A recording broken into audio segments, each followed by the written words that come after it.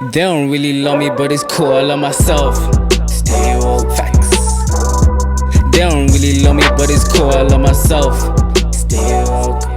Yeah, they're claiming that they know me, but I barely know myself.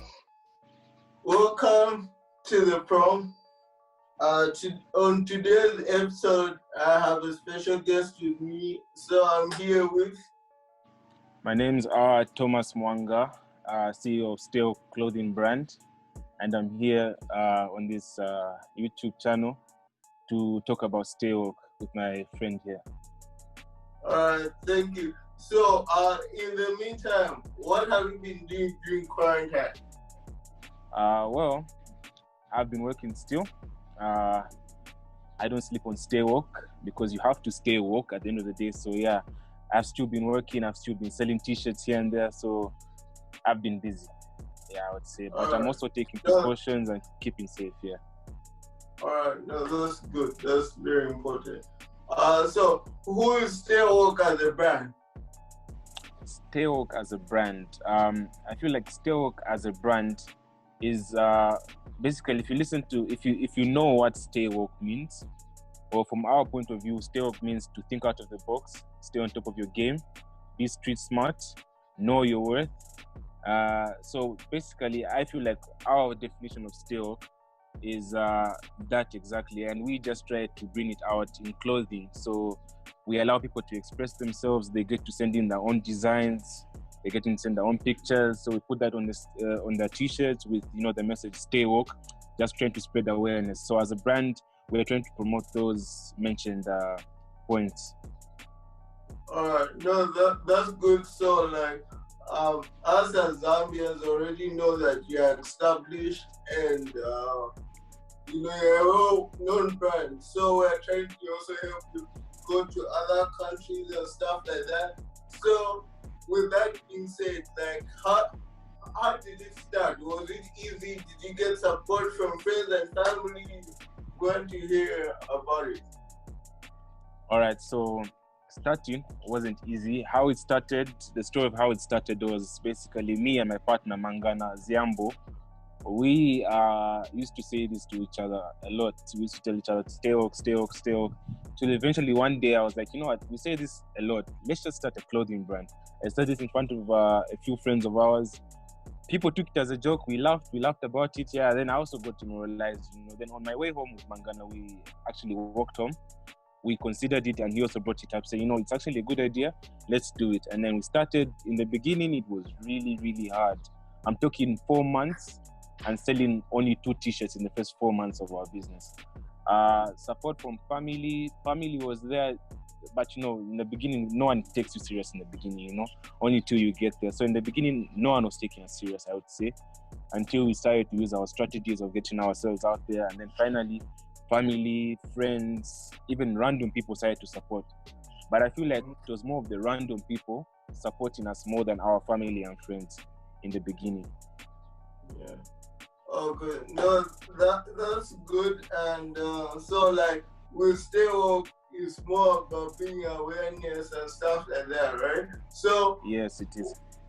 As you, as the founder or co-founder of StayWoke, what do you have to say about those people who are not really putting effort to learn about different things and how that is very hazardous to his growth? I feel like if you limit yourself to know things, it's basically like blinding yourself from my point of view. So I feel like it's better to open your eyes, to know even things that okay, in future I might not need this, but just the sake of knowing something. I feel like knowledge is something that's a very big tool. So just the fact of knowing, understanding, teaching yourself new things every day, I feel like that promotes growth. And honestly speaking, if you're not doing that, then you're just preventing yourself from growth. So my advice to you guys is just to, keep an open mind, get to learn new things, stay open-minded.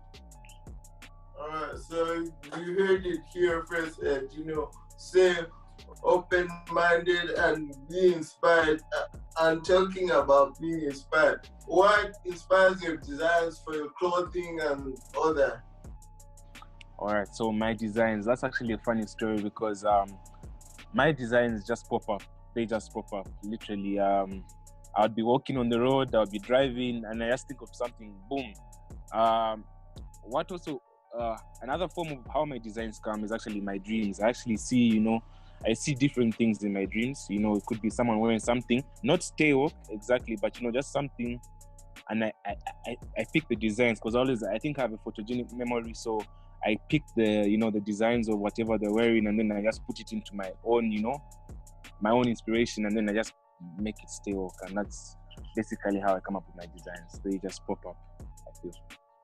Wow, that's very inspiring. So in short, you're saying follow your dreams, right? Follow your dreams. Yeah, that's good. So now with following dreams, other people think it's very easy and all that, but how do you go from that point of no one is supporting you to still imagining it and saying that it has to be like this? And I remember you saying you wanted the best of life and how that inspired you. Could you please elaborate on that? All right, so basically, what inspired me? Okay, as I don't know if the viewers know about my partner Mangana, as I explained how we started the brand and whatnot. So Mangana is not only my partner; he's also my best friend. So you have someone you can count on, you have someone you can rely on. So we used to use each other as motivation, to keep pushing ourselves, because we both have the same goal in life, which is to obviously be rich and be successful and be comfortable in life, what I mean. So we used to inspire each other, we used to motivate each other, daily, reminding ourselves, that it's always possible. That sometimes I would give up, I'd be like, I don't think this is worth it, we're just wasting our time, let's focus on something else, let's try something else. And Mangana would be there to be like, no, we started this, so let's finish this. So, some stuff like that actually, motivated me to do more. And I feel like my partner knew that he wasn't going to be, here in Zambia rather, for quite some time. And he knew that it's going to be me to run the business in future. So he used to tell me a lot of motivational stuff, to push me, to get me up there. And for sure it did help, because now I'm running the business independently with him being out of the country. And I feel like all it took was a bit of motivation, and trust, So that's what I can say about how, I never gave up. It's just more friends. So my advice to you guys also be, pick the right friends, Yeah, pick the right friends. Be with people who have the same mentality as you, people who are going to push you, people who have goals. I feel like that's what I have to say to you guys, yeah. Alright, that's good. So now, since you talked about your partner, let's talk about partnerships, how important in this world it is to have partners, and you cannot all do it by yourself. And with that being said, tell us how your brand became what it is today, like from the beginning, like having Muko and other people. All right, so partnerships. So what happened in the beginning was that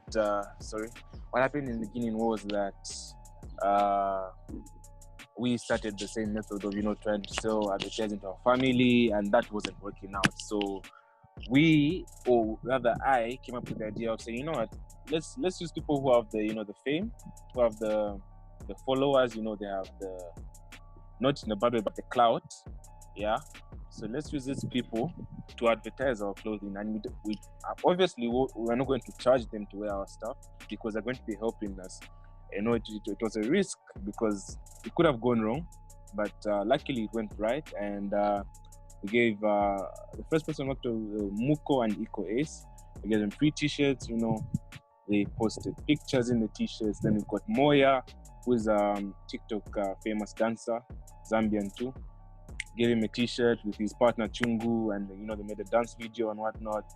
So all that, that sacrifice, I think that's what got us there. The partnership part, basically it's just asking for favors. I used to humble myself. I humbled myself,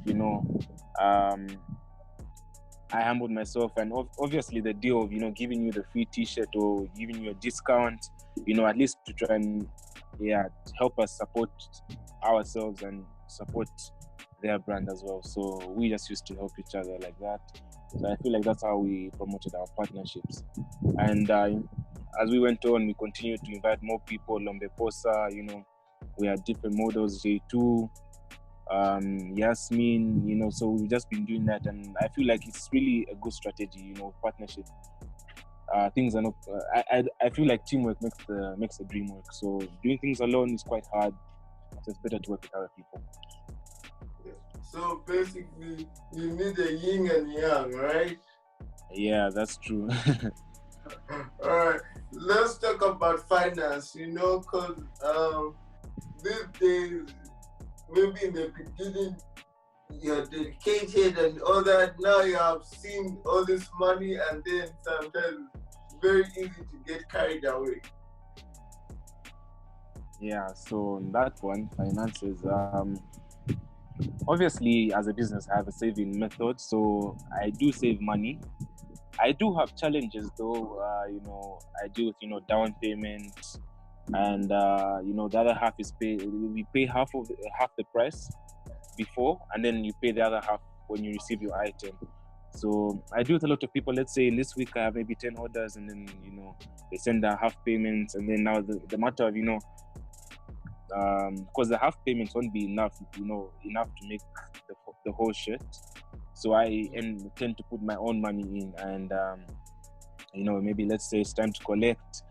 3 out of 10 come to collect, and my money is there seated with the other 7 people who haven't yet paid that down payment. So it becomes hard to see the profit, and then the money starts to come small, and stuff like that. You need to put fuel in the car, you need to buy lunch for yourself, because I'm rarely home, so I have to buy lunch for myself. That's survive. So I feel like that's been the main challenge, but I'm working on a strategy to make things better for myself and also for the business. All right, no, that's very good.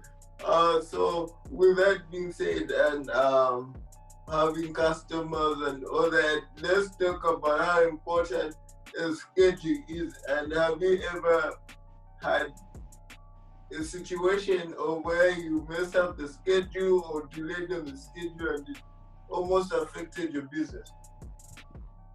All right, so part of the schedule, I follow a schedule which is Sunday to Wednesday. I take orders, and people have to send their down payment between Sunday to Wednesday, and then on Fridays and Saturdays I do deliver at East Park Mall, which is my center point for delivery, which is free delivery to East Park Mall. So if you want your shirt to be delivered to your doorstep, you have to make a recommendation, and then we can arrange for that. So it comes at a delivery charge. So your question here is the schedule. So if I don't follow the schedule, let's say instead of taking the last orders on Wednesday, I take the last orders on, let's say, Friday, a day where I'm supposed to be delivering. I start to conflict myself with people who actually follow the schedule and people who are not following the schedule. Despite me wanting the money, people can say, no, I'll pay you this month. For me personally, I feel like if you didn't follow the Monday to Wednesday thing, I ask you to place the order the other week. So I feel like if you don't follow a schedule, you end up conflicting yourself with other things. Other things come up. You find I'm supposed to be let me use myself as an example. I'm supposed to be, let's say, deliver a shirt on a Friday, but instead I'm there making the shirts, so I'm buying the products for the shirts, and people are calling, no, we want our shirts. So it just causes a lot of inconvenience. So I feel like following a schedule is very, very important. Yeah. All right. No, that's good. But how about committing to it? Because you can have a schedule, but then you're like, I can always do it later, So what is the drive? All right, committing is one other thing. I too slack sometimes. I lack, I caught off guard. Personal things may come, personal things may come up, and you still have your schedule there to follow.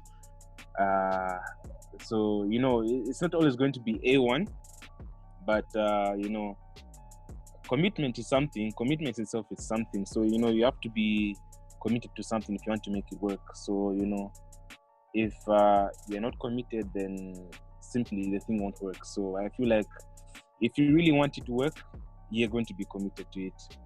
So it's just, zeal. It's zeal, something that drives you. Okay, let's say I need 200 kwacha by the end of this week. I need to get my mom a present for her birthday. And then now something comes up like, no, my friend is having a chill. He's invited me to go. And then I have the two, options of either going for the chill or going to make that money for my mom's present. You know what's right. So that's where, focus also comes in, and, determination. You know what you want. If you go for the chill, your mom won't be happy. She won't get a present. So, personally, I think I'll go for, the making of the money, and then I make my mom happy, I feel that's just an example I can give, so it depends on what you want at the end of the day. So, when schools closed, actually, for me, business actually started to, to improve, and I had more customers, I was getting more orders and whatnot.